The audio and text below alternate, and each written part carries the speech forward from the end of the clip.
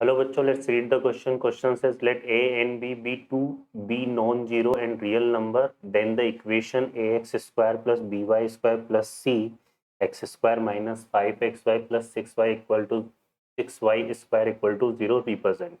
First option है four straight line when c equal to 0 and a b are of the same sign. Second option है two straight line and a circle when a equal to b and c of sign opposite to a.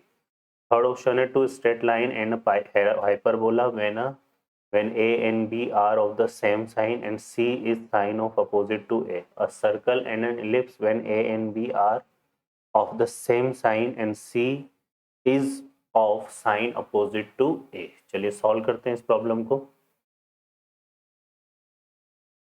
तो देखिए यहाँ पर हमें क्या given है, एक इस तरह से इक्वेशन गिवन है a x square b y square plus सी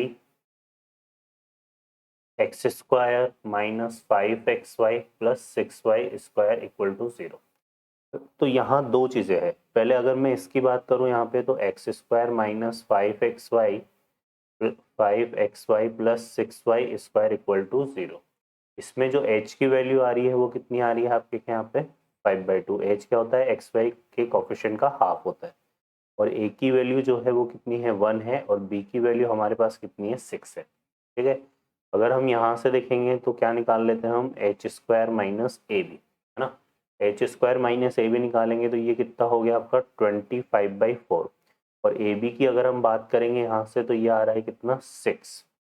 इसको सॉल्व करेंगे तो ये हो गया कितना 25 माइनस 24/4 जो कि हमारे पास कितना आ रहा है ग्रेटर देन 0। तो यहाँ से हमारे पास h square minus a b क्या आ रहा है ग्रेटर देन 0।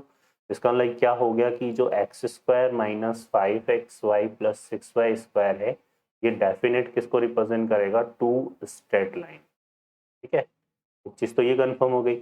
अब हम इसके रिगार्डिंग ऑप्शन पे चलेंगे। तो फर्स्ट ऑप्शन में देखिए ये क्या बोल रहा है कि for straight line if a b are of the same sign and c equal to 0।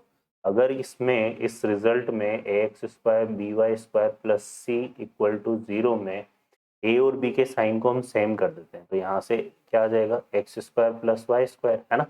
और सी को क्या कर देते हैं हम 0, तो ये रिजल्ट आएगा। तो यहाँ से क्या बचा x square plus y square equal to 0, जो कि किसको रिप्रेजेंट कर रहा है पॉइंट सर्कल को। किसको रिप्रेजेंट कर रहा है ये पॉइंट सर्कल को।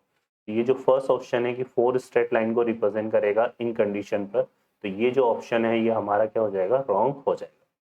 बी ऑप्शन को कंसिडर करते हैं तो ये क्या बोल रहा है two straight line and a circle a equal to b and c is the sign opposite to a। तो टू स्ट्रेट लाइन तो कंफर्म है, यहाँ से हमें मिल ही रही है ना इस कॉन्सेप्ट से। और हमें बात करनी है अब इसकी, तो अगर हम इसमें वही a इक्वल टू बी करते हैं तो क्या आएगा a x square plus b y, है ना, a x square plus a y square.